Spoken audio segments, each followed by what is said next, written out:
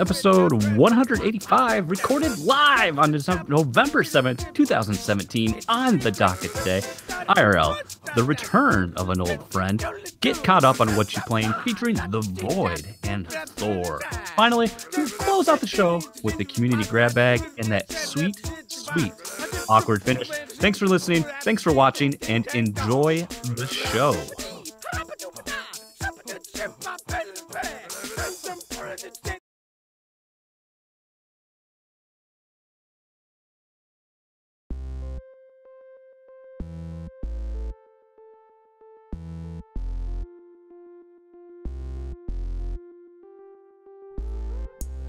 Welcome to Fluxtaposed, episode 185. We are live. What? Oh my goodness. Thank you, people of the internet. Here we are. Thank you for sticking out through our well played out technical difficulties as we go through all the setup and get everything going, because that, Lucas, that's one of those things where you're like, it won't be that hard, and then 2 hours later you're like, that was hard. Like, we'll just hop on early. We're gonna get this done. We'll get the show going, and oh my gosh! So thank you for your patience as we work through everything. We are happy to have you here. Happy to have you listening. Happy to have you watching. Thank you for those of you in the chat. Thank you for hanging out with us tonight. Hope you enjoy the show. We're gonna have a good time. You know, it's Tuesday. I mean, what's better than that on a Tuesday? So right? Let's just. As we begin every show, we'd like to talk a little IRL, talk about our lives, talk about what's going on. Lucas, yo, what is up? What is up? What's going on this week, man? What's up with the world? What's fresh? What's you feeling? I got quite a few things to talk about in my real lives, as it were. As you know, the movie pass finally came, right? So yes, I had a little story about that. I had yet to use it.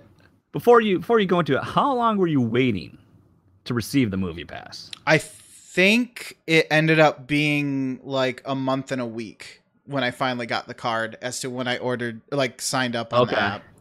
I noticed they released a statement. I think they said like what their membership went up by like 3,000% or something like that within a month, because I think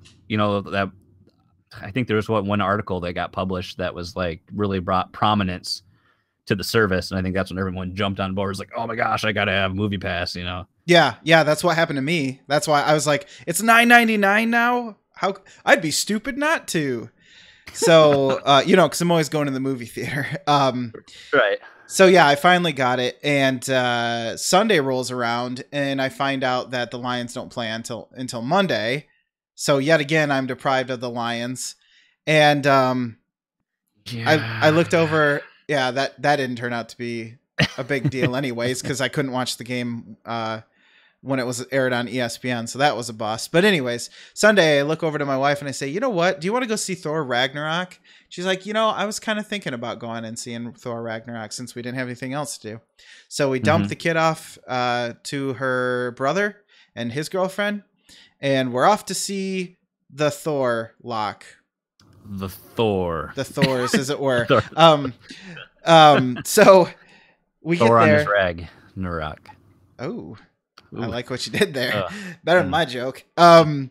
So I never use the movie pass, right? So we get there, and I'm like, I'm looking at, before we left, I'm looking and making sure, okay, because it's basically a credit card, a MasterCard. So I'm looking at it, and I'm like, okay, do I have to activate it, or do I have to call some number, some automated system, and press 1 to activate and all that, or what? So everything looked good. We get to the movie theater, and I go to the kiosk, because let's face it, I don't want to have to deal with a human being. I'd rather just buy my tickets from a machine. Thank you.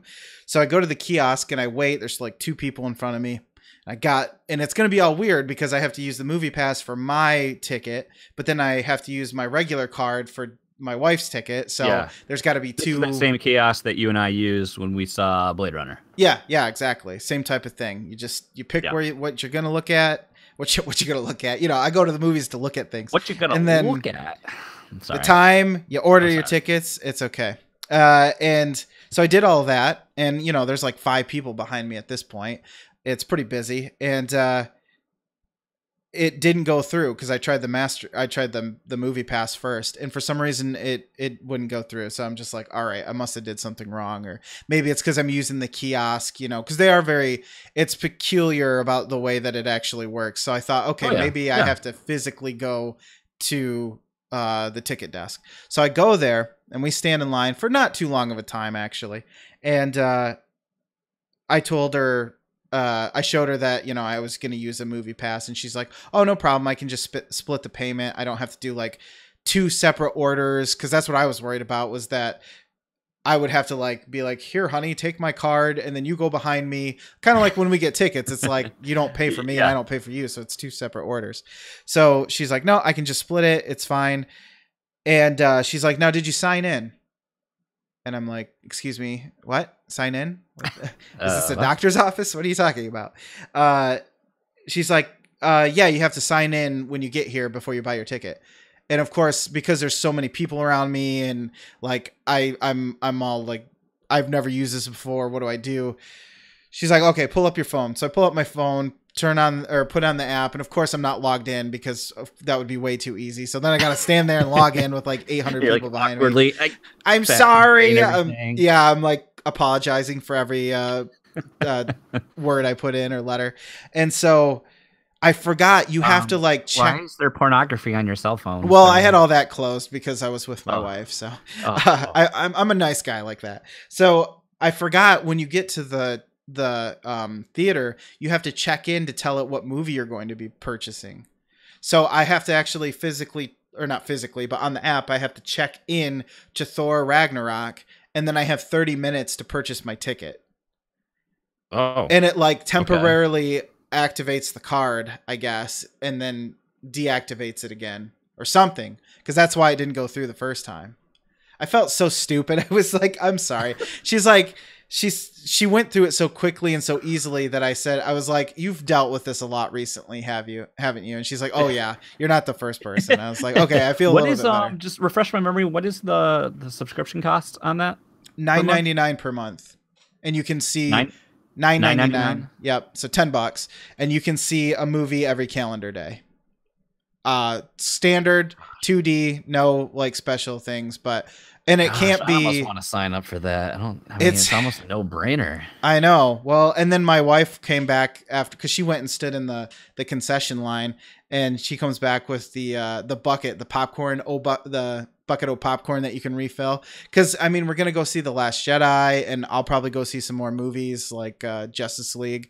So that alone is $30 worth of popcorn with Thor, that Justice League, and Star Wars. So that's also a no-brainer. So but yeah, the only thing you can't do is watch things like when they replay old movies and stuff like that. It has to be new feature. Has to be a new release.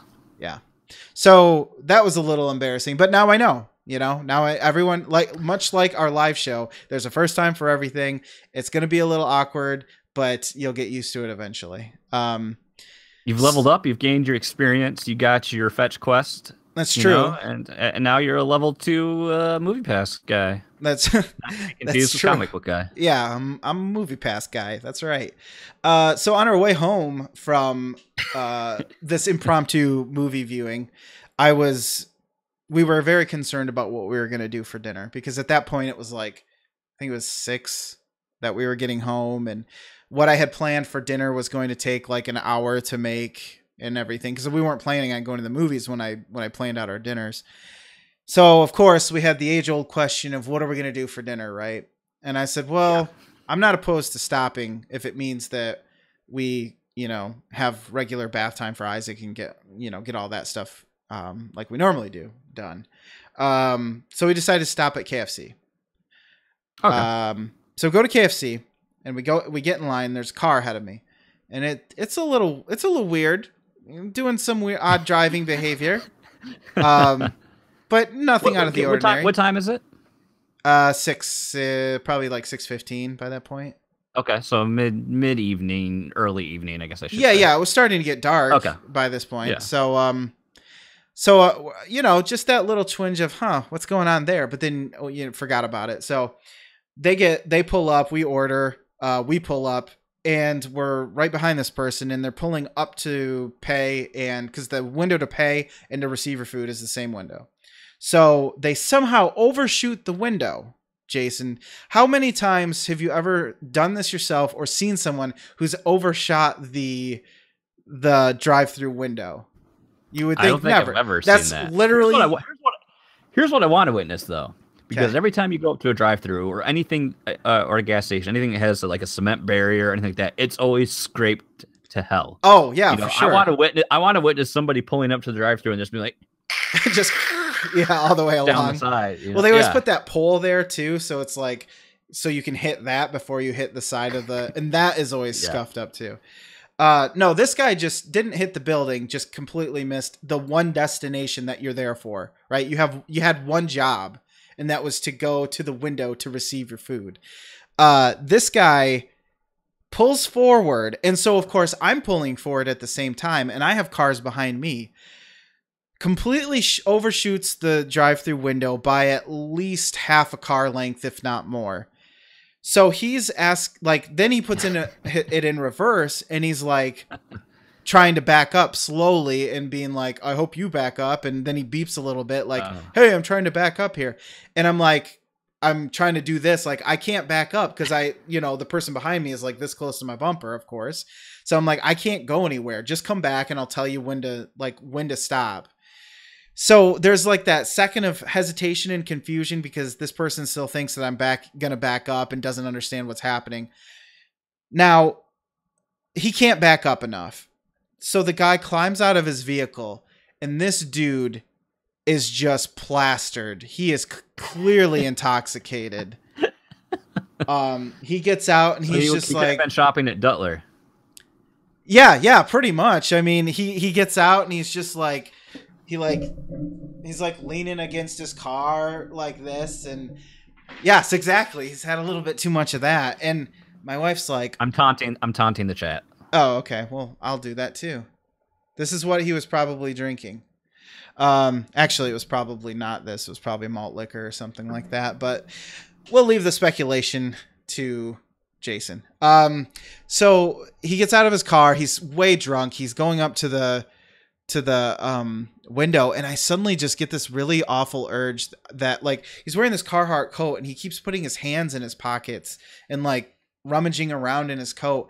But the way that it looked and with how drunk he was and with how discombobulated he was, I got that really anxiety ridden feeling like there's a like 0.5% chance that this guy might have a gun and just pull it on me because he was obliterated.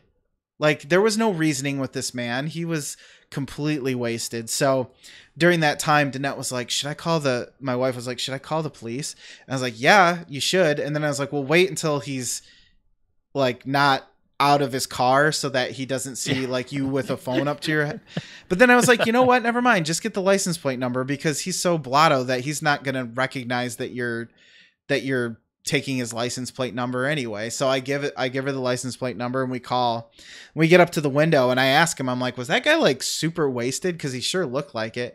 And sure enough, they were like, oh, that guy was they were like, I kept telling him like how much money he owed and he kept giving me like less than the amount. So I guess he ordered like $10 or $11 worth of food and he gave him like $6. And she was just like, all right, dude, just go. Cause you're clearly not getting it. How do you like, you can't reason, you can't converse with that. No. Clearly, because he didn't understand that I couldn't move my car for him because he couldn't make one single straight line work for him in the vehicle. So thankfully he drove away. He went on the open roads and drove while intoxicated. So that's good. But you never know if the cops actually nab somebody when you call in a license plate or something like that. So I would hope that either he got home safe and never does it again, or that he learns a very valuable lesson by getting pulled over. No, I doubt Probably it. Probably not.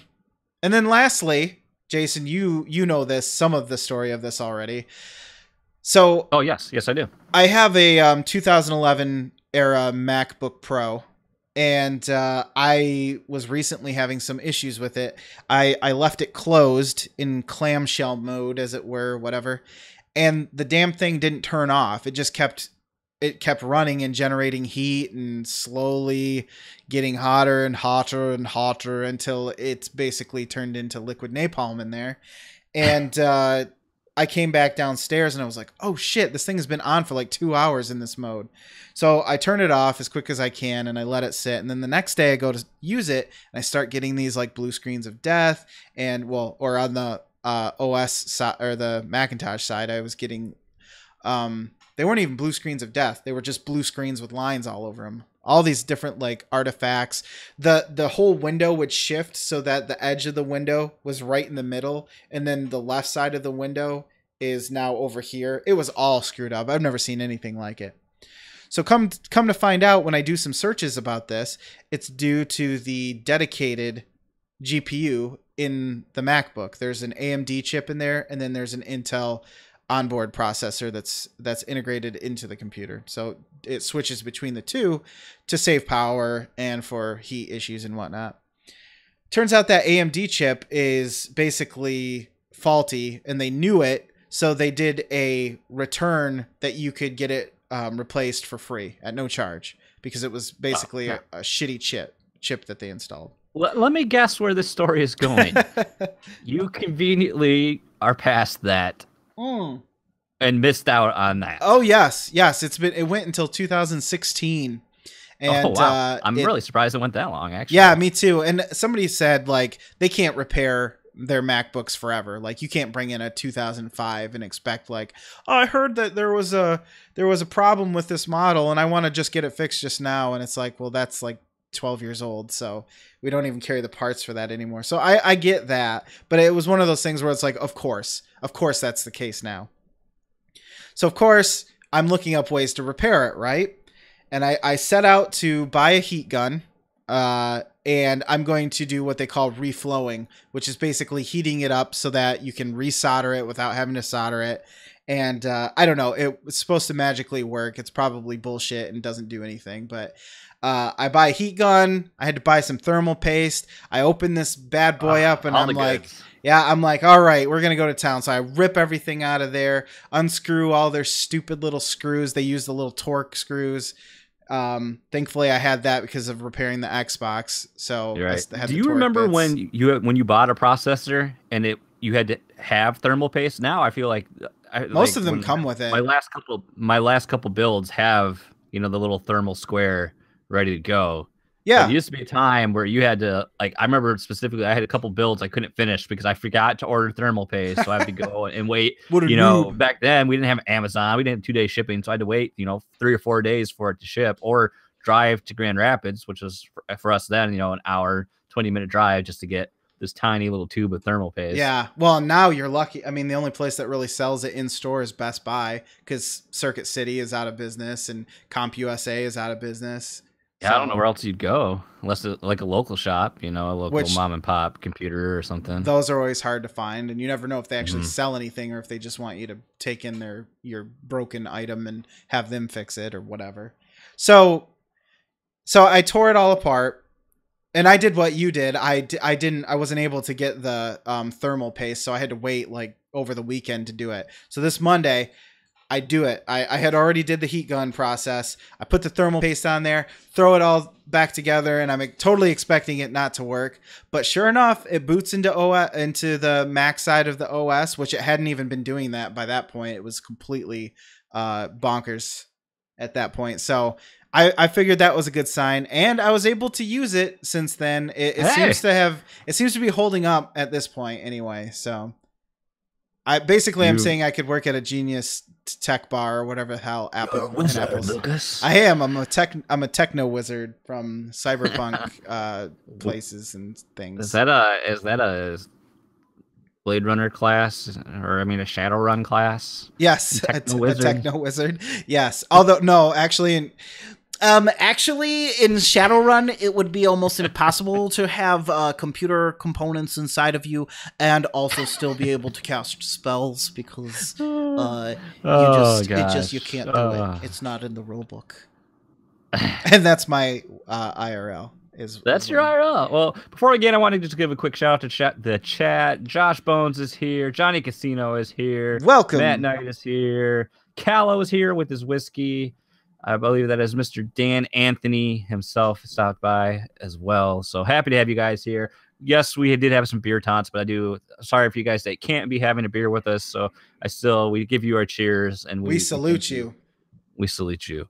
Speaking of my beer, it's funny because I went out, somewhat related because my wife unfortunately fell ill this weekend. Kind of the seasonal allergy sinus junk that she always will come down with and just cripples her to be able to do anything because her eyes water, she's congested and just feels like crud. So I did the bulk. I got a small taste of what she goes through every day, because I did as much as I could to take care of Aiden and everything. Oh, so, you were kind of like, you were lone wolfing it a little bit. Yeah. Well, here's the thing. It's like, oh, I did so much. I took care of the baby. I did all this, but that's her every day. So I can't really be like, oh, look how much I helped. Look what I did. That's what she does every day, So it's like, she's like, this is what I go through. Now you get understanding of what, right. When you come home from work and I'm just like, here's baby. Take the boy. Yeah, take him, exactly.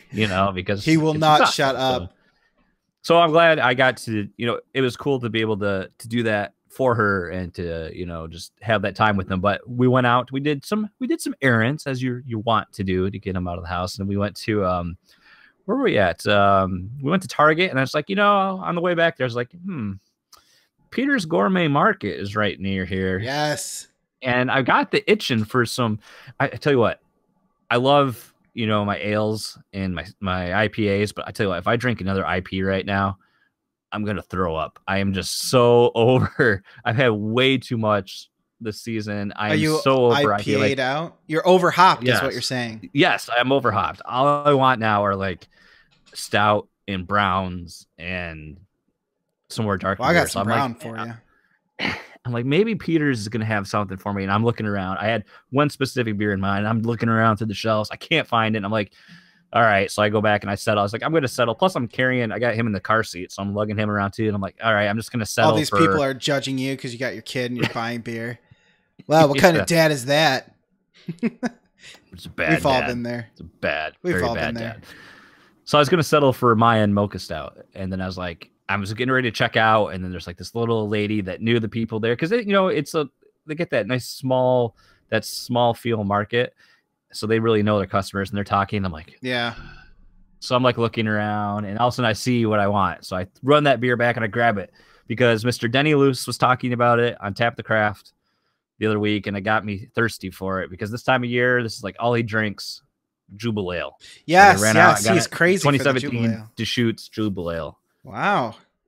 Which, so good. Now, we tried that on Battle of the Beer, right? That was one of our That was like one of our first. Yeah. We did, well, it wasn't our first, but we did Jubal Ale and Three Scrooges Christmas Ale, I think by Griffin Claw. I think it's Three Scrooges. Ooh, them's the good old days. I don't quite remember. So I've had it is what I'm asking is I think I've had that before. I just don't remember it clearly. I'm great to be enjoying that, and then we got a baby jail set up upstairs. We got we had that couch in the dining area. I mean, in the sunroom place there. Yes, the checkered. Well, that's in the basement now. Almost. We've got the gate put up because we're prepping for mobile child. So oh boy, everything changes. I need a safe zone. I think back on that and I'm just like, I felt kind of bad, but at the same time, it's for their own good. You know what I mean? Because it seems so weird to just put your child in a jail. But Lucas, yes. Chat has brought up a couple good points. We got some beer talk. Johnny's a pretty avid home brewer, so he's always got some good selection going on. Man, I wish I could Kevin Austin brings up the real talk. Oh boy. Are we wearing pants? Right now? Right now. Not tall enough. There's denim there, folks. Oh, God. Oh. You got to show. That one's for the live viewers. I expect our live stream numbers to spike after words of that spread out. We almost saw his belly button. It was great.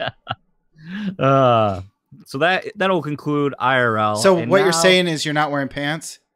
Because you didn't prove. I am wearing pants, and I'm still wearing jeans. Usually I've got my lazy clothes on by now, but I was like, I want to, if I dress appropriately, I want to exude the energy through my attire, through the internet. Yes, I actually agree with that, because I feel very uncomfortable if I'm wearing pajamas and there's people over. Like, I mean, even just pajama pants.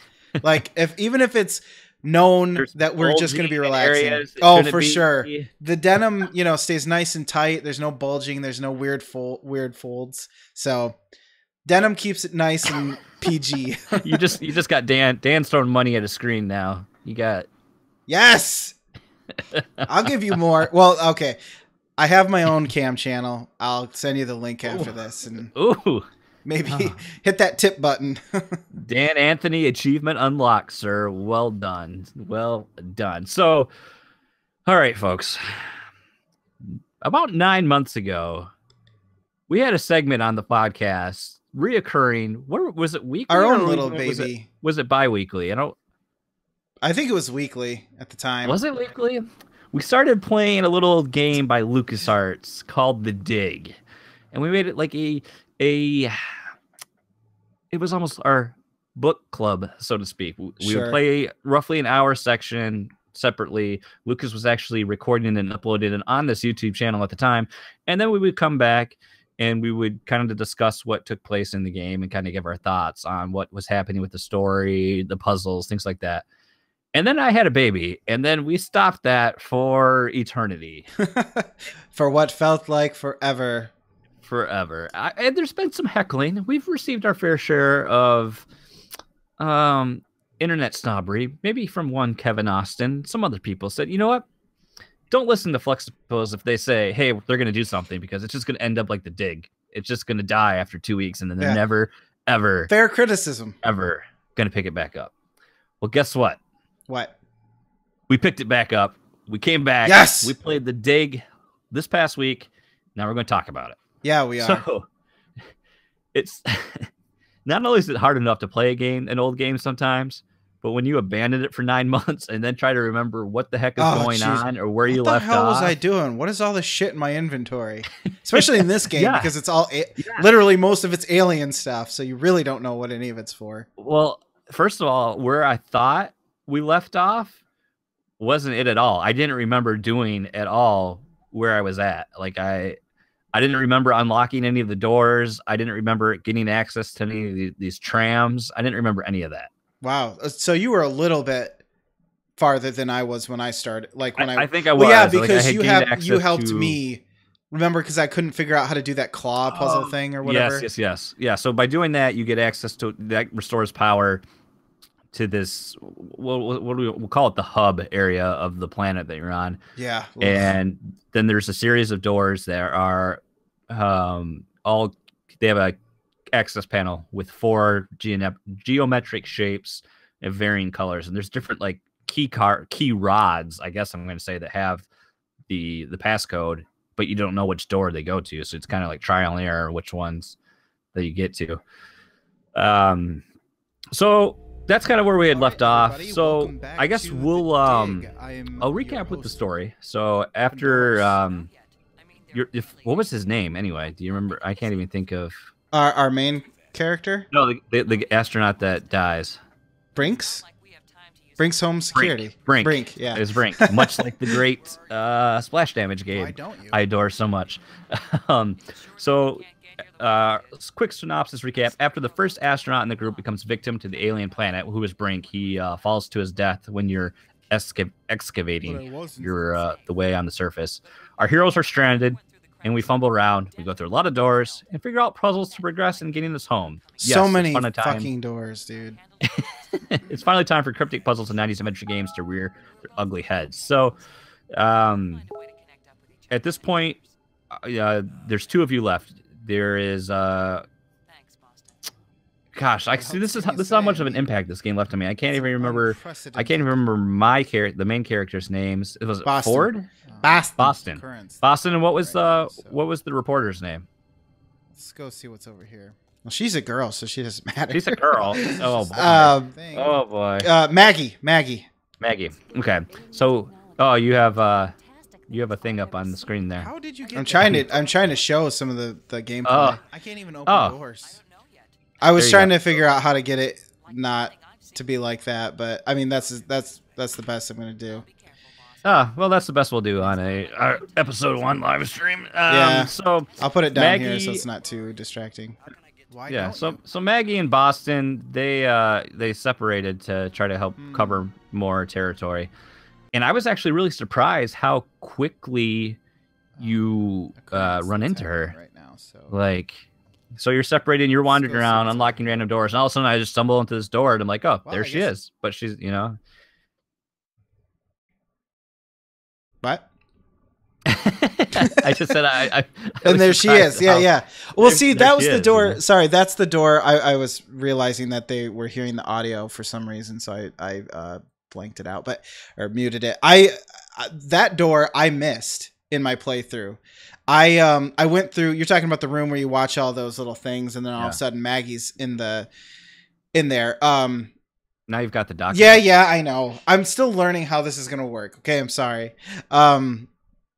So I didn't realize that was a door because I was too distracted by. Speaking of which, I'm bringing that up now. I was distracted by all these like video screen thingies that I could look at. So I'm looking at them and I'm not realizing that there's a door under there, sort of like the one that I'm walking through right now. It's just this like barely legible triangle in a cliff face. And so I'm just like, why? Oh yeah. Like in the museum. Yeah, in the museum. If that's the museum, then this is the library. And that was frustrating because without that little interaction that you have with her, it was so I had no idea what the hell I was supposed to be doing. So when I finally realized, oh, I missed a door back there, and by finally realized, I mean finally realized, I was like, oh, I should probably go back and figure it out. This whole section was like the most frustrating. This is like why I think 90s adventure games really had a problem, because I feel like this is where it really rears its head of how convoluted and just ridiculous some of the puzzles can be. And it's like, how would I know that I was ever supposed to do this? So right. Where did you leave off at? Because I know I got on a roll and I ended up playing for like 2.5, 3 hours. And I was just like, you know what? I just want to push through. And I ended up completely finishing the game. Now we'll talk about that, in another installment, I'm sure. But where did you Okay, so where did you finish up? So you have we're talking about the puzzles, and you have the doors, which are a bitch to open. I haven't opened all of those. The glowing testicles that bring people back to life. I have those now. Well, okay, and they're not even testicles, they're eggs. Right? Yeah. You like crack them open and pour the juice on them. Yes. What the fuck can we is talk that? about that though? You do that. Yeah, you crack them and you pour the ooze on people, and they reanimate the dead. So you bring this Brink guy back to life, but can we just talk about the cutscenes for this? Because they try to look like they're like almost hand-drawn animation, but they're like they're so corny at the same time. They almost look like CGI animation. Yeah, me too. Because then there's like a weird disconnect between the way that the people look when they're just in the game, and then all of a sudden they look almost like CDI when they have animation in there, where they're like hand drawn, but it's still pixelated and stuff. Yeah, I think what we have to do is we have to go back and think back to that era, and because then that seemed like the way to go. And now looking at and being in 2017, looking back, pixel art is still popular. Pixel art, because of its popularity as an art style in modern games, I think it really holds up more. So I think that's why we're naturally like, oh, I want them to use pixel art. Josh says we should play Dragon Slayer next. Fun fact: I've never played Dragon Slayer. Only if it's the arcade version, and I don't have to insert any quarters because, like in Stranger Things. Is that in season 2? It is in season 2. That's a freaking in the trailer, so it's not a spoiler. All right. I'll take your word for it. I didn't watch any trailers because I'm trying not to have it spoiled for me. I want to go in open, blah, blah, blah. Open-minded. So, I don't know. So I'll just be honest. I beat my head against the wall enough with one of these puzzles, I finally said, "That's it. If we're getting through this game, I'm looking up a walkthrough." Well, yeah, because the just using the glowing egg testicle was hard enough. There's like to know that you're supposed to do that. You're supposed to watch those the little thingies, the little triangle thingies that show the videos in the museum. But then you also get a hint from, like, if you call her. Those don't make any sense. No, they don't say, like, I don't know, maybe I should try using it on something. It's not like after you watch the video, Boston goes, "Oh, it was I think he doesn't like give an explanation of what his interpretation of that playback was. So you're just left to interpret it, which I guess I don't enjoy that side of adventure games, and I guess the enthusiast of me should look into the challenge of interpreting that and trying to deduct what's going on, you know. To a certain extent, yes, but at the same time, I also don't want to be clicking everything in my inventory onto everything else in my inventory, and then clicking on everything that I can possibly outside of my inventory. Like, I just played the Unwritten Tale or whatever. Unwritten Tales. Yeah. And that had a better flow as far as just the way that, because the problem with like having that whole hub world and all these doors and everything is that once you start getting to places, like, I don't know how many times I walked into that weird crystal ice cave area with the 3 open spots, and I'm like, does this fit in here? Nope, still can't do anything in there. Like, and so there's all these open rooms that you can go to. You can't do anything in them. So that wastes time because you got to watch them walk all over the place. And if you're lucky, you might be able to skip it. But then there's also times when what you're supposed to be doing is, so like with the turtle thing, they give you a picture of the turtle. Like, I knew that was a hint because I couldn't just the looking at it. You find? Yeah, but the fossil, even if I was playing back then, I used that as a guide, and I still couldn't understand what it was trying to tell me. I had to find a picture of it like done correctly so that I could understand what was going on. So the clues were a little bit kind of obfuscated and a little difficult to even understand that they were clues at all. So, well, I went through that same thing with that turtle, and Toidle. And I had a picture of it completed, and it took me like 3 or 4 tries. My first time was 8 minutes long on video. I had to speed it up. That's how bad it was. Then I had to do it again because I didn't know I was supposed to place that other item, the bomb, inside of it. Yes, which reminds me, you asked me where I stopped. That's the other thing. I didn't realize I was doing all of that so I could get to the underwater cave. So I went under there, opened the next door, and then that's where I stopped at the next tram. So that's how far I got. Okay, so you're making pretty good progress because there's going to be there'll be another door you open, and there'll be I don't want to tell you unless you want me to tell you, because otherwise I don't want to involuntarily give you assistance unless you want it. I mean, I have a feeling I'll probably end up looking it up anyways if it's that bad. Okay. So if there's a door that doesn't have a power source, so you have to correct that. That's the one with the rock in front of it, right? The one that he says, "Where's the bathroom?" If you click on it. Yeah. I wonder if this is the pay toilet, I think is what he says. Yeah.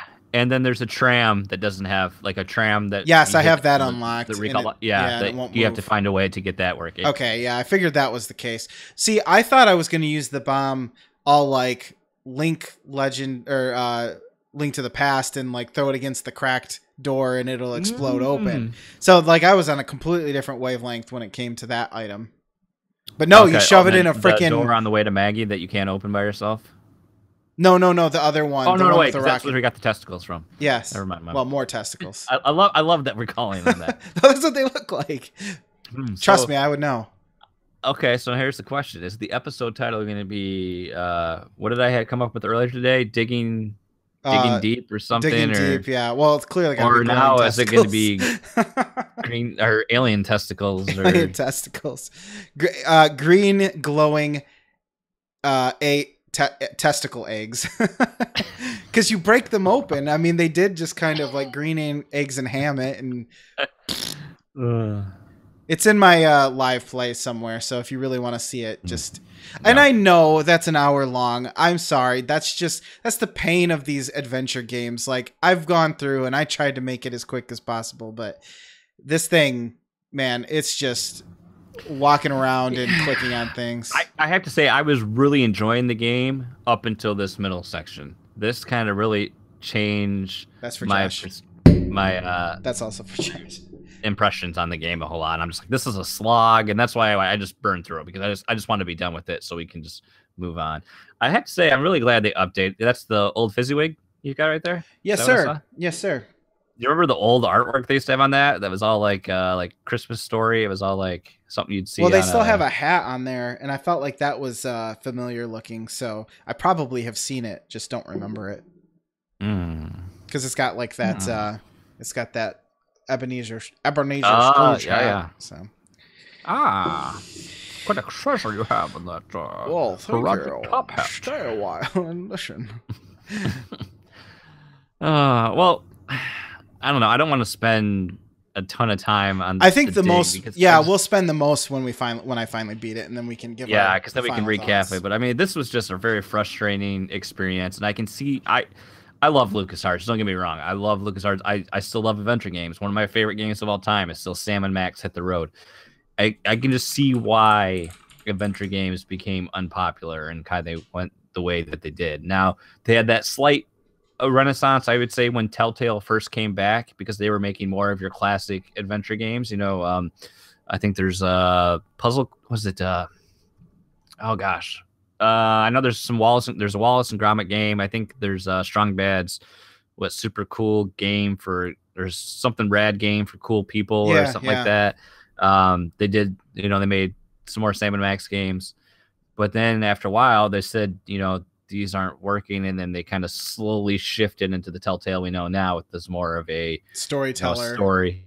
Yeah, more of a story. Choose your, almost like I like to think of it more of like a choose, almost like a choose your own adventure. You don't quite have that much pathing freedom, but it's a bit like that. Have you ever seen the playthrough somebody did where they didn't? I can't remember which Telltale game they did. I think it was Walking Dead, the first season, and they didn't press any of the buttons, and it turned out that the game just plays itself and you don't have to do anything. So that was a little disappointing. I have not seen that. That's about as good as what that Sonic Forces demo, where they beat it by pushing the one button, not even have to do anything else. That's all I want out of my games. I just want to have to press a button. Maybe if I can get a little pay to win in there, I'll do that, and then I'll be done. Frees you up for other activities. That's right. I've got a lot of things I'm doing these days. Multitasking. I'm a man of many traits, but a master of all of them.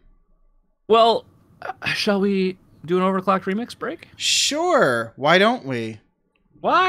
So, for those unfamiliar with Fluxtaposed, we like to feature a little music from Overclocked Remix, ocremix.org. And we've got the fancy Lucas randomizer that typically likes to come up Castlevania. So it's true. You might have heard it's all coming up Millhouse and Fluxtaposed land. It's all coming up Castlevania. So we have this really horrible way we randomly select a song, then count them out on our fingers because they're not numbered. Yes. 1, 2, 3, 4. Yeah. You know. Let's carry the 2.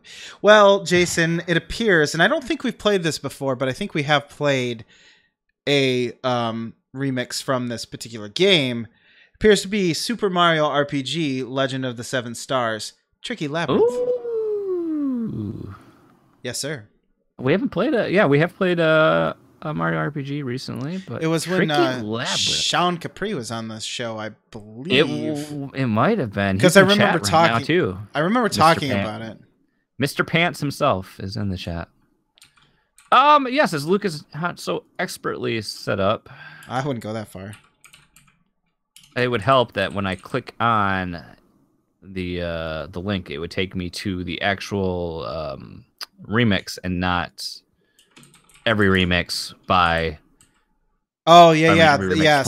That's what happens. Super Mario RPG. Yeah, well, because they have the title of the game clickable, then they have the title of the song clickable, and then all of the artists who worked on it are typically clickable. Typically clickable is a very hard thing to say, by the way. Typically clickable.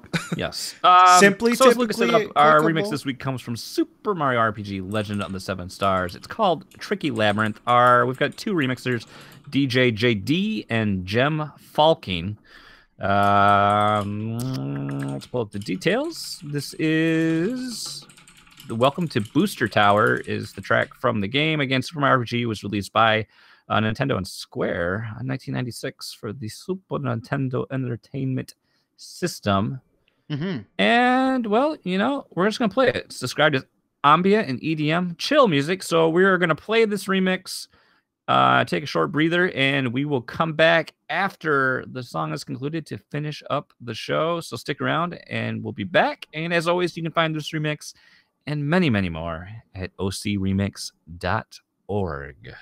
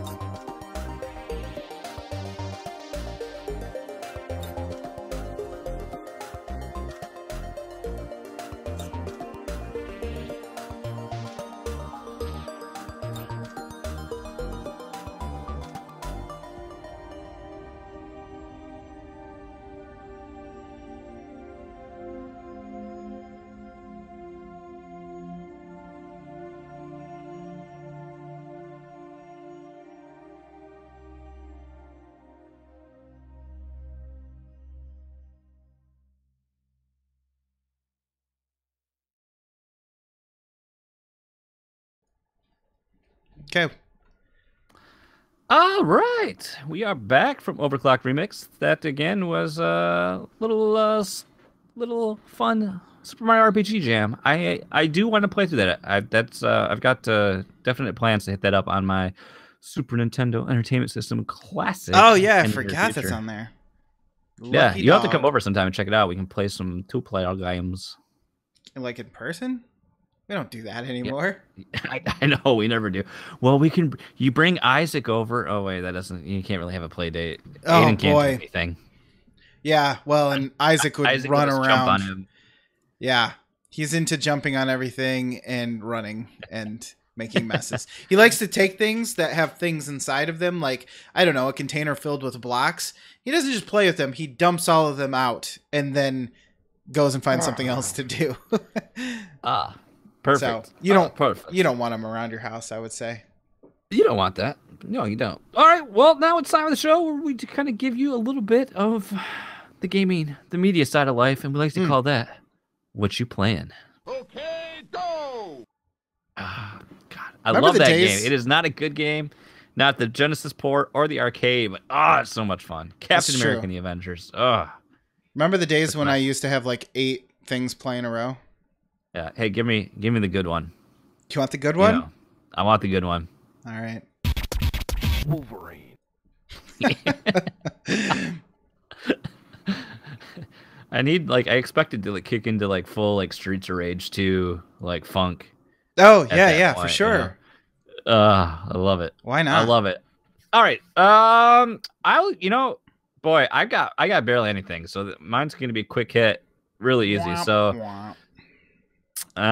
Super Mario Odyssey, I got through the story, if you wouldn't call it. So I finished the story portion of the game, and then so much. I want to be very vague because I don't want to lessen the experience for people that haven't. But then so much more opens up to you, and the game continues. So the game does not end with those credits. So there's more moons to get, more things to unlock, like you see in Mario games. So I'm just having. I've heard that you can't even once you're done with a level, you basically will have to come back later if you want to collect everything because you can't.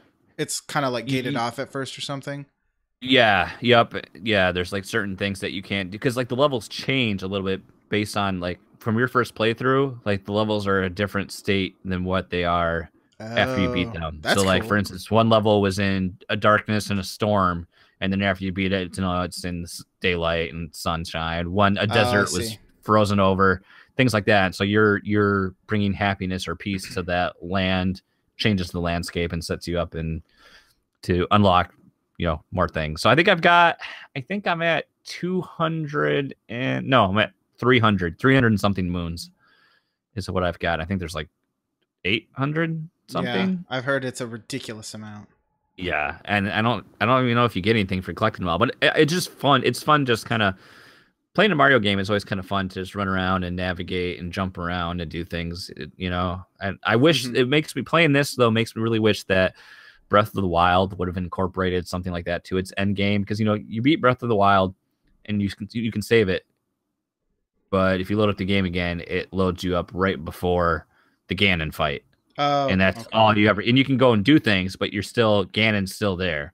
So I kind of wish that Breath of the Wild would have an end game, so to speak, as well, where you can continue to play the game after Ganon, and then things would change. You could do different things or interact with NPCs differently because now Ganon's no longer a threat. And I think that'd be a cool way to completely, change up the game. Now with that said, we are getting some DLC that we still know nothing about. This, the Ballad of the Champions, I believe. So we don't know when it's coming. Maybe this month. We don't know what it contains. We know it's story based. So, but that's not Mario Odyssey. So, I'd say at this point, I was a little down on the game. I think a little bit until I got to this point. But I think it's definitely no lower. If I had to give it a numerical score, it's definitely no lower than a 95 for me. Wow. Based on my enjoyment.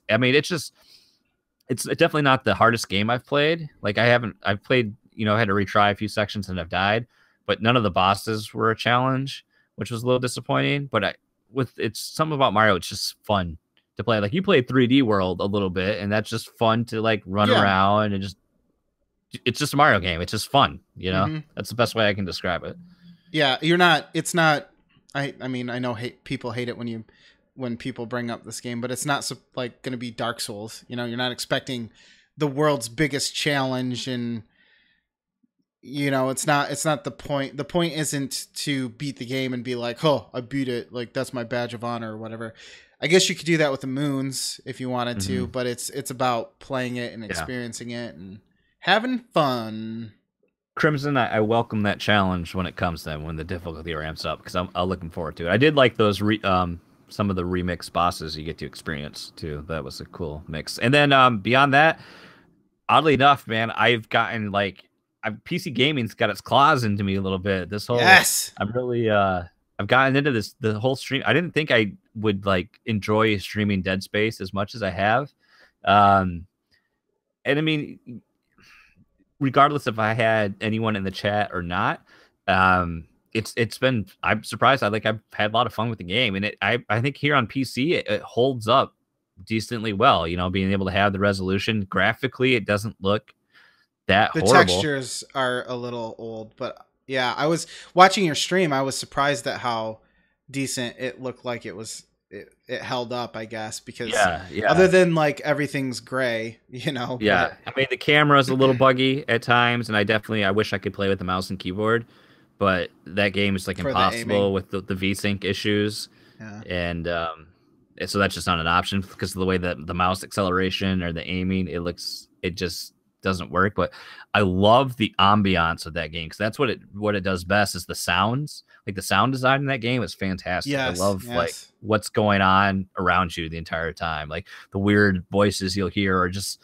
the sound effects from the necromorphs. Because I feel like at first the jump scares, things like that, and just the necromorphs themselves were creepy enough, and it kind of like, you know, it freaked me out a little bit. But after a while, the increased exposure and plus your upgraded arsenal, they're not like scary anymore. You know, you just kind of get toned down to that. But when I play that, after I get done playing, like if I play a mission or two, I just feel like there's like a weight of anxiety on me from playing that game. And it's funny because if you go back probably now and watch my first stream to my later stream, like the first stream, I'm walking everywhere.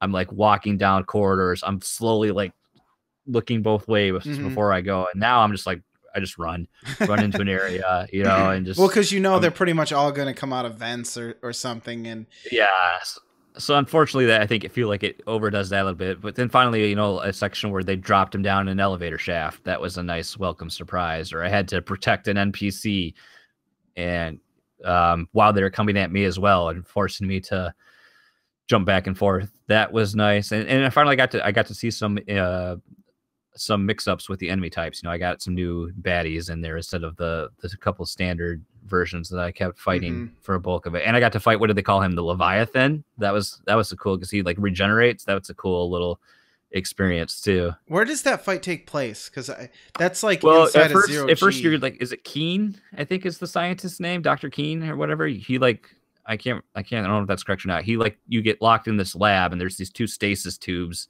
and it's in there, and it lets it out, and it attacks you in there, and you're locked in there with it. And then they, Kendra lets you out, and you have to run, and then it's basically chasing you for a bit, and you encounter it in a couple other areas. Oh, yes. And then eventually you're in a chamber, and that's what I'm thinking. I was in there. It's like there's this chamber, and then there's a central chamber in there. And I was like, okay, clearly I have to trap him in that somehow, and you freeze them. And why is there this pile of ammo and grenades sitting here, and there's no other enemies in here? Yeah. There's a save point. There's 6 lockers that I can raid, and there's all this items that I can do. Oddly enough, though, the worst experience I had was on the asteroid level, so I have to give shout outs to Josh, because if it wasn't for Josh, I wouldn't have made it through my stream last night, because he's been my Dead Space coach, and he's definitely helped me out when I've got like, I'm sitting here like, what do I do? Because I sat there on the asteroid. I'm like, why can't I release the asteroid? I'm trying to like stasis it and push it. I was like, oh, I never put the beacon on the asteroid. Oh, okay. Which is or why he you're watched me die countless times on the asteroid trying to get around it, getting killed by those blades that slide around it. I was getting so frustrated last night because I did 3 chapters in a row, and I stayed up way too late streaming it.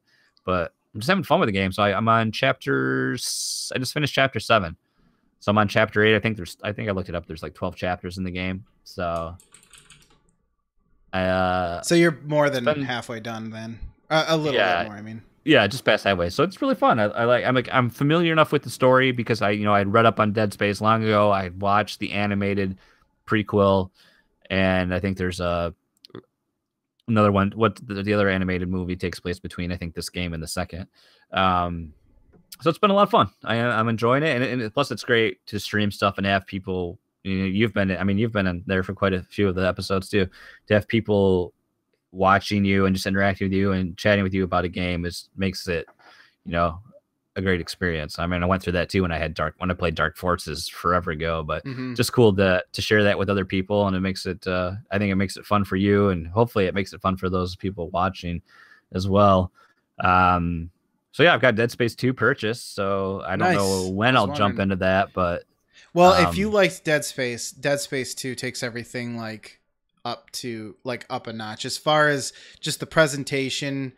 I'd say going back and watching you play Dead Space, there's a lot less production value and a lot more just running around and things that just kind of happen in game. But yeah, I mean, right from the get-go, Dead Space 2. Don't look anything up about it. Hopefully you haven't seen much about it, because that's how I played it. All I remember of seeing of Dead Space 2 is that demo they released on 360, which I think has you you're in a. I feel like it's the same thing like you saw in Dead Space. You're in a room and there's like fetuses or something again. Oh no, the crypt. I think it's the ice chamber, wasn't it? Like there were people inside of little pods and stuff. Yes, I remember playing that demo too, and unfortunately, and then the little critter things come out, and I think those killed me a bunch of times. And then I think you fight almost like a boss or something in that demo. I can't quite remember. I don't remember. I need to go back and play those too. Oddly enough, though, I use the stock, your starter weapon almost the most. I really like that thing. The plasma cutter, yeah, because I just like being able to cut vertically and horizontally. And then I use the assault rifle quite a bit too.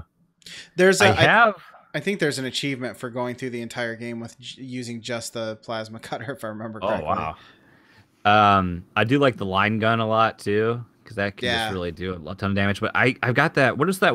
It was that gun that you suggested I buy, the heavy duty thing that you can you charge up a little bit before it fires. Yeah, I don't remember. It's heavy. I can't remember what it's called. It only holds 4 rounds. I don't remember. I don't remember. I remember that flamethrower and gravity gun were the other options, and I can't remember the one I told you. It's force cannon. Josh, yes. It's disappointing because you charge it up and you go to shoot it at a necromorph, and then they just go, whoop. They Barry Sanders you and just juke it. I'm like, oh no, never going to be useful. I thought I remembered it being more useful than that, because I thought I remember it blowing things away, Oh yeah, if you connect, it'll destroy them. But the problem is you really have to aim at their feet, type of thing, and rely on its splash damage. You can't direct hit. Oh, so it's a very area. So I mean, I've only used it a little bit though, so I can't quite comment. But I just got the level. Thank gosh, I've got the level 4 suit, because inventory was becoming a real. I know, pain. it's the only reason to upgrade the suit. It's damn, I need 5 more inventory slots, please. You look like something straight out of I'm starting to look like something out of either a Hellraiser film or that's what he reminds me. It looks like I should be in a horror movie or in a Judas Priest music video at this point. Well, it's all that metal that you've just kind of slapped onto your body. Yeah, and other than that's been it for me. I think we're gonna jump into the Stranger Things. Was it Beyond Stranger Things or After Stranger Things? Whatever the little series on Netflix they have with the cast interviews and behind the scenes stuff. So yeah, cool. I agree too. Quick comment we got from the chat. Love the UI inventory in Dead Space. I will say I do love how they do the interface with Dead Space with your the health being on Isaac, which is really cool, and then just how your UI is beamed from the chest of the suit. And that's I always found the map to be really nice. I don't know what it is, even though it's kind of convoluted in a weird way. I like the presentation of it because it is very easy to read, and then in combination with the where you put the little line thing down on the floor and it tells you where to go. I thought it would make it too easy, but it really doesn't. yeah, it's just really cool to. It's just nice design, you know. It keeps you grounded in the game. It doesn't like pull you out of the action to show up a menu. And plus, like if you're almost dying in battle, I mean, you got to like run and then you're trying to juggle, try to get through that inventory. It's not like some games where you're like, oh, I got to heal, pause, green herb. Yeah, do everything. Okay. Green herb plus red herb equals spray mist. Spray it on myself. Yeah. Okay, I'm good. So, get some Taco Bell. Yeah, exactly. So other than that, that's been it for me, really. I'm probably going to jump into Thimbleweed Park soon. I've been wanting to jump into Overwatch. Been itching. They just released, they had BlizzCon, made some announcements for the game, but they had a new animated short featuring Reinhardt, and Reinhardt's my bae, and I was like, that shield wall, bro. I need to play Overwatch. I wish you had Overwatch, because then I want it still. I like it. I suck at it, but I mean, I'd get better once I found what character I wanted to play as and stuck with it for a little while, but I was just bad at it. And I don't know, they don't get sold anywhere else really. So like I never see if it goes on sale or anything like that. Yeah, I checked. It's still $40 for the base game. Maybe Blizzard will do a discount maybe towards the holidays. Who knows? I paid $20. I'd go to $20 on the base game. That, they probably aren't hurting. Maybe I'll give you 20. 20. Josh, hurry up. Hold on, Josh, up your Patreon for 1 month. No, I'm kidding. That's not how we use that money. All right, is it my turn now? Can I go now? Okay, so I did some weird things. For instance, I watched Speed Racer. Do you remember that coming out as a movie, Jason? Yes, I liked it because I don't call me crazy, but I like Speed Racer. You're crazy. I did too. I have the box set somewhere. It's got John Feels Good Man in it. Yes, it does, and he does pro wrestling moves on ninjas. You call that a ninja? or something like ninjas. What passes for a ninja these days, or some they're dang dong doors. They probably were. Well, that's a Fluxtaposed throwback right there. Yes, it was. I would say, if just giving my overall thoughts on it, I didn't mind it as much as I thought I would. I liked a lot of the things that they were doing.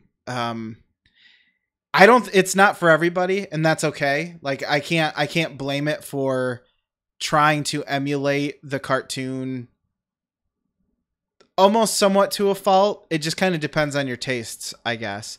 I mean, definitely the first thing you'll notice is the way it looks, right? I mean, it's almost like all green screen. It's all like computer graphics, and that's fine. They do some really interesting things with it. It's very colorful. They do a lot of interesting shots that probably they had to marry a little bit of the camera work with the computer graphics to kind of get it to work right. But it has a distinct look, and it doesn't look like anything else. It's very stylized. I will say though that the racing looks like Hot Wheels because there's cars jumping all over the place. And now that the Hot Wheels for the Forza game came out, it even with the tracks and everything being all loop-de-loo, and it's like a mix of it's a Speed Racer. It's like a mix of F-Zero and Hot Wheels. So that's kind of funny, but I still enjoyed it. Although obviously your car being able to jump is the best power that you could possibly have out of like the 9 that are on there or something.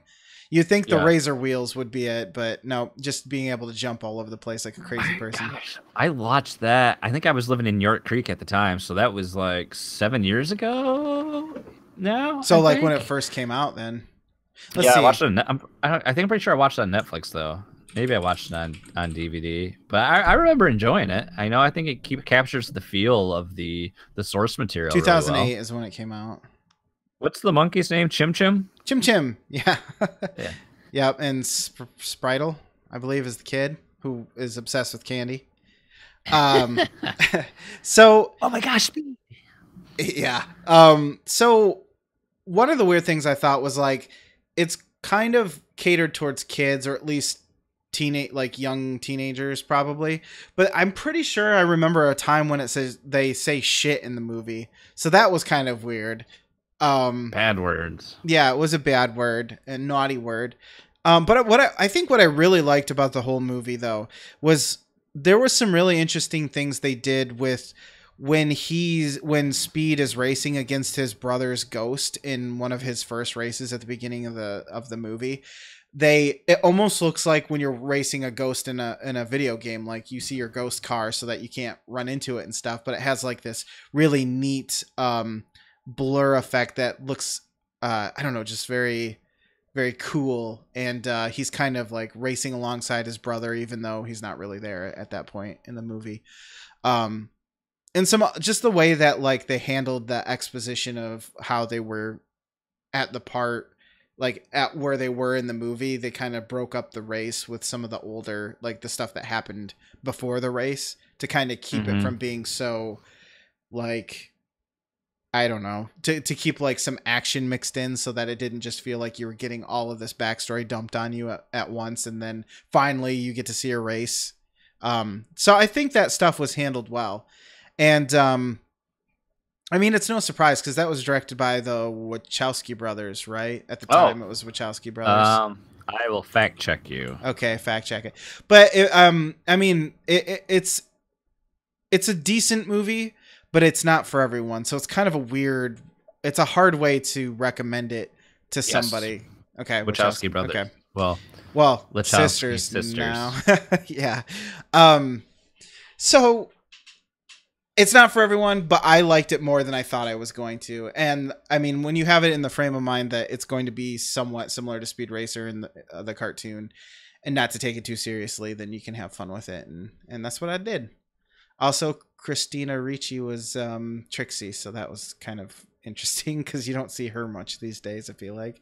The next movie I watched, so excited for this. And what got me pumped was because you talked with Donnie about it. Yes, Donnie recommended this. Yes, and I've been meaning to watch it as well. I had it recommended to me before I listened to that episode by Mike.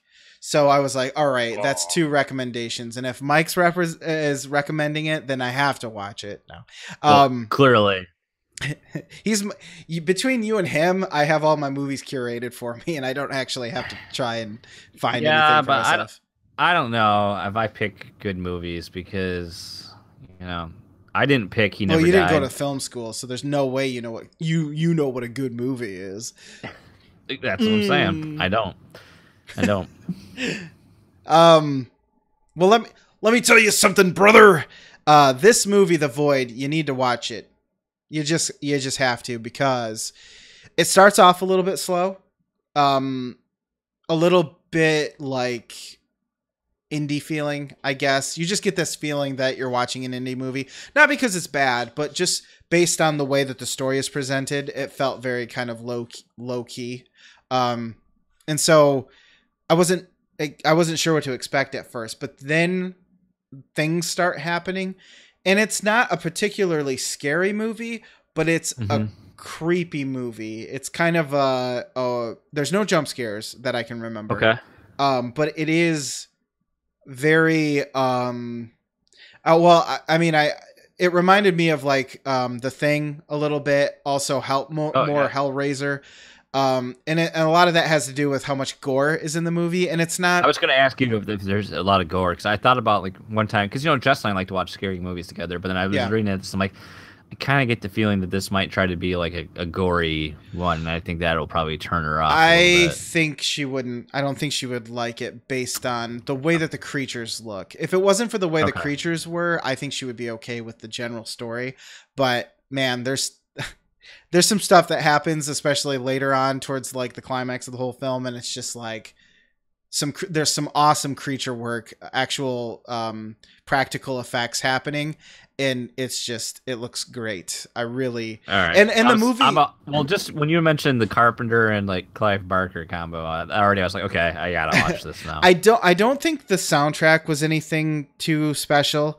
I don't really remember it that much, so I wouldn't be expecting anything like that, because you know how we like our 80s sounding soundtracks. Speaking of, you brought it up. I didn't know this until we watched. One of the shows we like to watch each week is CBS Sunday Morning. Oddly enough, news program. Okay. And they had a little quick spot during last week, the weekend before Halloween, about Clive Barker. I had no idea he composed all the theme songs, like to all his movies. I had no idea he was a composer. Clive Barker or John I'm assuming Carpenter? John Carpenter. Okay, Sorry. I had heard that about Michael Myers Halloween song. I Yeah, knew that, Halloween. but I didn't know about all of them. He does most of them. I had no Wow. idea. Well, they are he's doing like a music. He's going on tour, doing a tour of his like of all of his music, his movie themes. Whoa, that would Live be kind of cool. Dang. Well, I hope it. I mean, that would be cool to see because you don't often get that. Kind of reminds me of when we watched Turbo Kid and we found out I think it was this director of photography also did the music. Did the music. Turbo Kid, watch it. Yeah, if it's still on Netflix, I have no idea. I've thought about rewatching it. But yeah, I don't think it would be quite for the wife. So and also, okay. I know you sometimes watch things at work. I would not recommend doing that with this one. I think that's the wrong.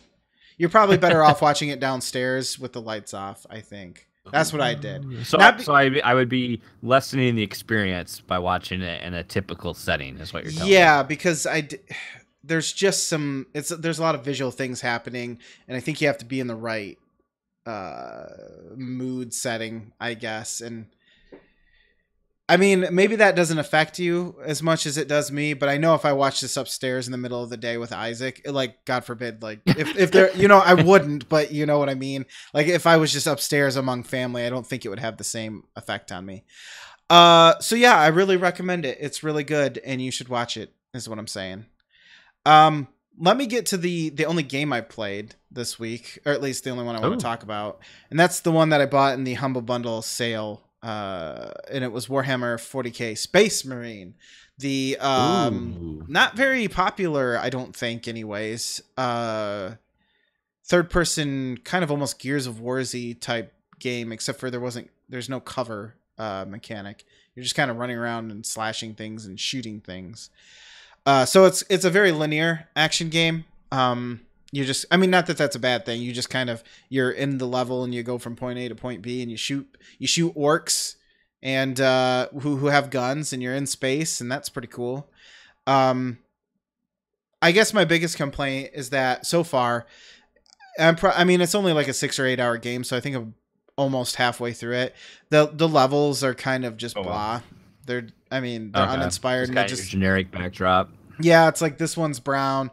I mean, it's not even so much that they're generic. It's just the way that they're put together. They're so bland. I don't know how to describe it. Because I think part of it has to do with the linearity of it all.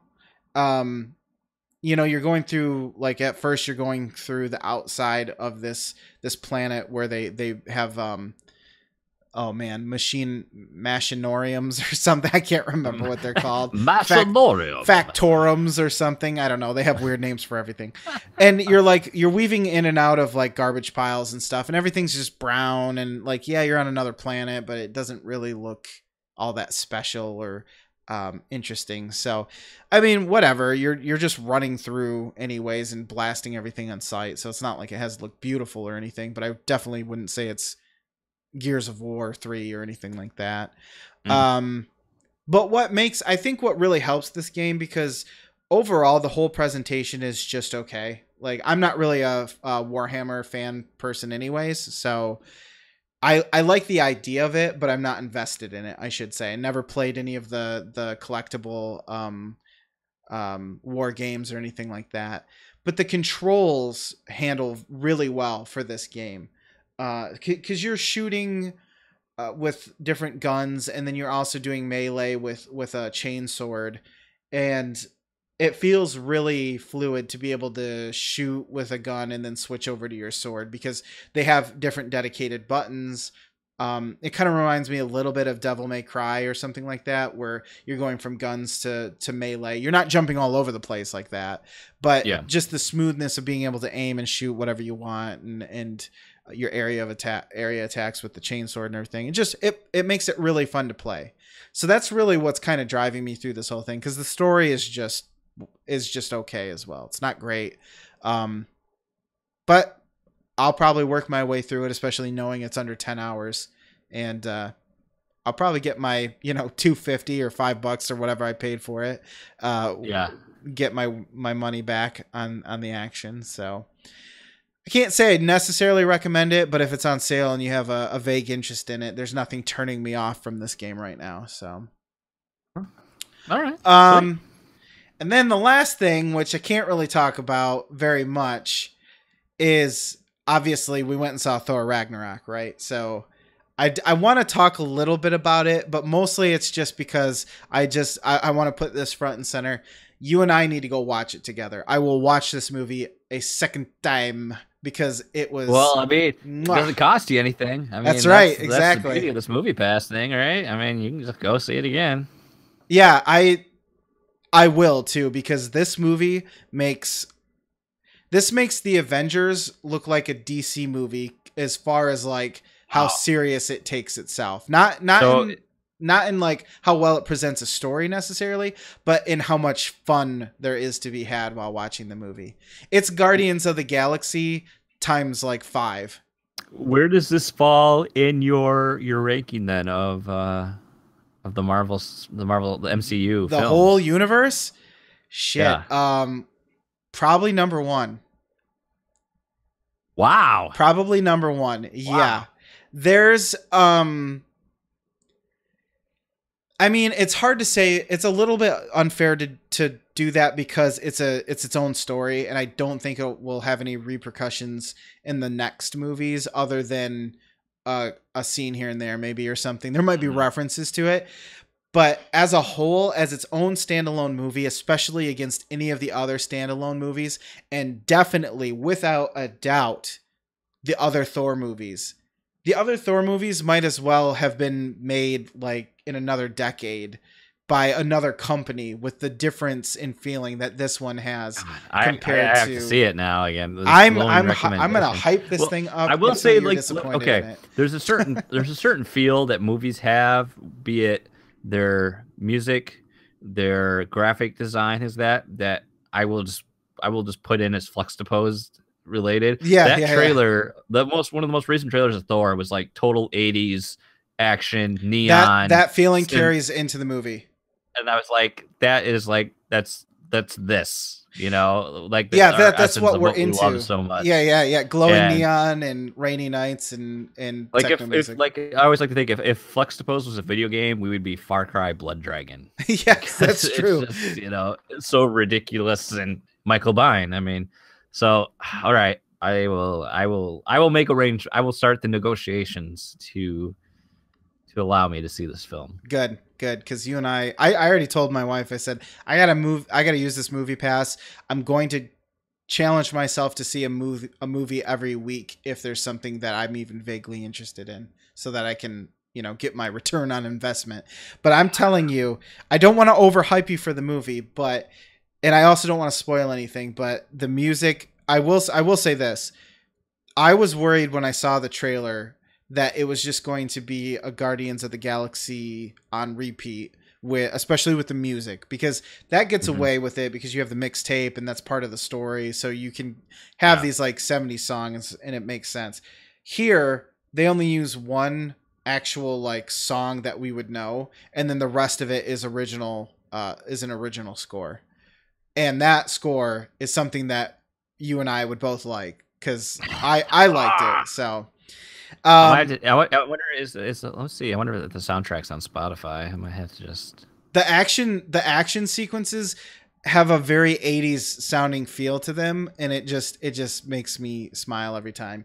Yep, it is on Spotify. Sweet. I will listen to that tomorrow. You should. Well, it might tell you what. Well, I mean, it's not really a spoiler to know what song the actual real song is that they used, but I want to tell you something, but I don't want to spoil it for anybody. Don't tell me. Well, I mean, you know that the Hulk is in the movie, right? Yeah. Because it's obvious in the trailer. This is the last thing I'll say about the movie. I don't want to spoil anything, so I'll just say this. This is the best Hulk movie I've ever seen, and it's not even a Hulk movie. So I'll leave it at that for anybody who hasn't seen it yet. If you disagree with me, I'd like to know why. It's not a perfect movie. It's better than Eric Bana's movie. You know, Oh wait, no. I was gonna say something, but I don't want to. There are scenes that are a little bit similar to those two movies, but let's just say it's handled better in this one. I have not laughed like this in quite some time. It is a very did Danette like it? movie. Your wife? Did she loved it. Yeah, she thought it was hilarious. She probably laughed more than I did. All right. It's a good time, and I'm not saying it's perfect, but it definitely is a lot of fun. It's fun and it's entertaining. The two whammos. So, so go watch it if you haven't. It's good. All right. I'm just gonna skip work tomorrow and just go watch it instead. All right. I mean, I'll have to bring Isaac. We'll bring Isaac. Do you think he can get in for free, or do I have to pay? No. Just crack the window in the car. I'll put him in a backpack, and they allow you to have backpacks in there, right? You don't have to run, jump. In your backpack while you run. Goodness gracious. Well, tell me about the community grab bag, because I'm done. That's everything. That's everything. I said all the words. We're moving on. All right. Well, as always, we like to wrap up the show with the community grab bag, where we will feature questions, things of that nature we receive throughout the week from you guys. But with it being the live show, that was kind of our focus, getting everything going into that department for this night. So I didn't really have a chance to dig up questions, but clearly the community grab bag is here because we had community members show up.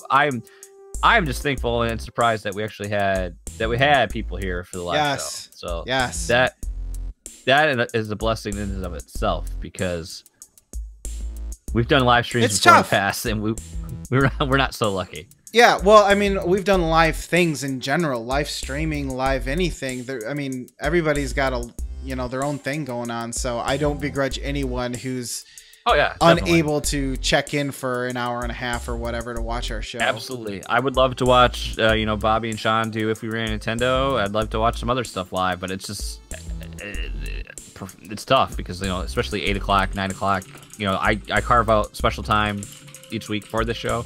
So other nights, that time is, quality time, family time, things of that nature. And, I see you're doing negotiations with Josh for music. Yeah, I had this song on our old website, but if you brave those depths back then when that site was live, then you're a braver man than I. Oh, I'll have to test it, Josh. I'm gonna have an iPhone again. When he puts it up, I'll see if I can figure out a way to make it work with my magical technology. It might work powers on our new site too. That's true. The new site might interpret it, might use it different. So again, thank you to everyone that came out in the chat tonight. I don't want to even go through and start naming people because I'd feel terrible if I left someone off. So we really appreciate you hanging out, chatting with us, listening to us, watching us, all that nature. And of course, we have to thank all of our patrons. Special thanks to our arbiters of awesomeness, Sean Capri, Edwin Callow, our executors, plural, of excellence, Josh Barboni, and our newest patron, Dan Anthony. And definitely we have to give a special thanks to Josh, because if it wasn't for Josh campaigning this whole Patreon campaign and throwing his judgment into the wind, we wouldn't even be doing a live show tonight. So Josh, we definitely thank you for that. And you know what he gets? Yes, Dan, all the Matthew Stafford gifts. All. You know what he gets for all of that? He gets a "Oh yeah, brother." Funny story. He had a girlfriend during the shooting of that, apparently, and whenever he wasn't on set, which he was only there for that one scene, right? He was having sex in his trailer with his girlfriend, and he had to share a trailer with I can't remember who it was, somebody else. And they were just like, they made Macho Man share a trailer. Yeah, they were like, I read it on Cracked. It's an article on Cracked if you want. Nobody puts Randy Savage in the corner. That's true. He'll have sex with your girlfriend. Oh, well, on that note, thank you for tuning in. Thank you for listening. Keep checking out the channel. We'll have more songs almost over. Obviously, the audio comes out on our podcast feed each week, so subscribe. And hey, thanks for tuning in. We will, I don't know, maybe we'll do live shows soon. We'll see what happens. Otherwise, it's going to be monthly, but who knows? That could always change. But again, we appreciate you guys tuning in. We will see you next time.